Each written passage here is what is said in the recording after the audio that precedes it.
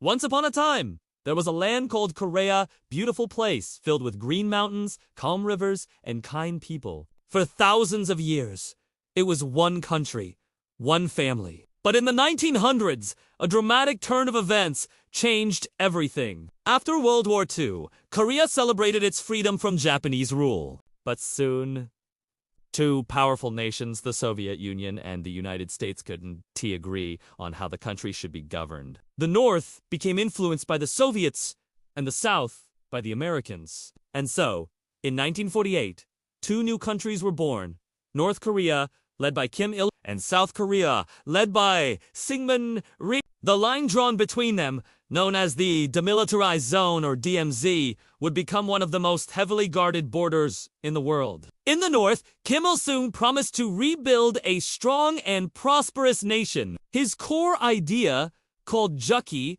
meant self. It was a powerful message, encouraging people to be independent and depend only on themselves. At first, there was a wave of hope. People built new homes, schools, and factories.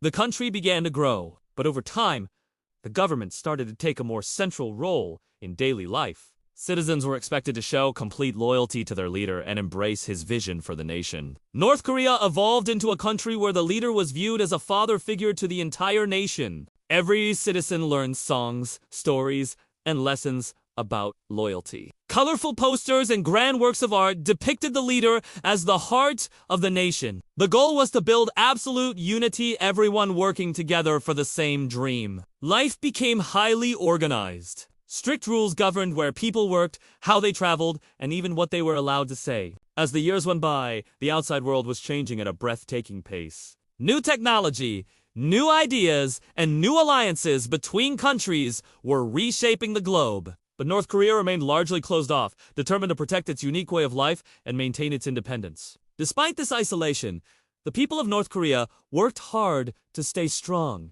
Education, discipline, and a deep sense of national pride became the cornerstones of their society. In 1994, Kim Il-sung passed away, and his son, Kim Jong-il, became the new leader. Known for his love of movies, music, and the arts, he wanted North Korea to be seen as a strong and respected nation on the world stage. However, these were difficult times. The country faced severe shortages of food and essential supplies. Yet, through these hardships, the people persevered. Holding on to the belief that their nation could overcome any challenge, Kim Jong-il introduced the idea of Songun, which means military first. This policy prioritized the nation's defense, which many citizens saw as a necessary step to stay safe in an uncertain world. When Kim Jong-il passed away in 2011, his son, Kim Jong-un, took his place. He was incredibly young only, in his late 20s, but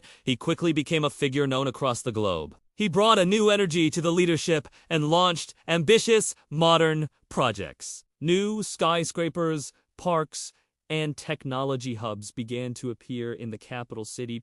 He also made headlines by meeting with other world leaders, a rare occurrence for North Korea, while life in the country still had many restrictions. Some areas began to experience slow but noticeable changes. So, what is daily life like in North Korea today? For many, it's very different from most countries. A large part of the population works in state-run factories or on cooperative farms. Students study science, art, and history with a curriculum focused on national pride and stories of success. The government provides homes, jobs, and education for its citizens. However, communication with the outside world remains highly limited. Most people cannot access the global internet freely or travel abroad. Still, behind the headlines, families celebrate holidays, children play outside, and people share a deep pride in their unique culture and traditions. Between North and South Korea lies the DMZ, a quiet, protected strip of land brimming with nature and history. It's no longer an active war zone, but it serves as a powerful reminder of the separation between two countries that were once one. Occasionally, leaders from both sides meet here to discuss peace. In those moments, the entire world watches with a glimmer of hope. North Korea often appears in the news, sometimes for its military displays, other times for diplomatic talks. But behind all the international headlines, there are millions of people living their everyday lives, going to school, working hard, and dreaming about the future for their families. Many countries around the world hope to understand North Korea better, aspiring for a future with more open communication and cooperation. The story of North Korea is long and complex. It's a tale of power, independence, and intense national pride, but it's also a story of hope for connection and peace. Even though North and South Korea have taken very different paths, they still share one language, one culture, and one history. And perhaps, someday, the dream of a peaceful, united Korea will finally come true. The past cannot be changed, but the future is still unwritten. Every generation has a chance to build a better tomorrow. Thank you so much for watching. If you found this story interesting, please give it a like, share your thoughts in the comments. And don't forget to subscribe for more history stories from around the world. We'll see you in the next video.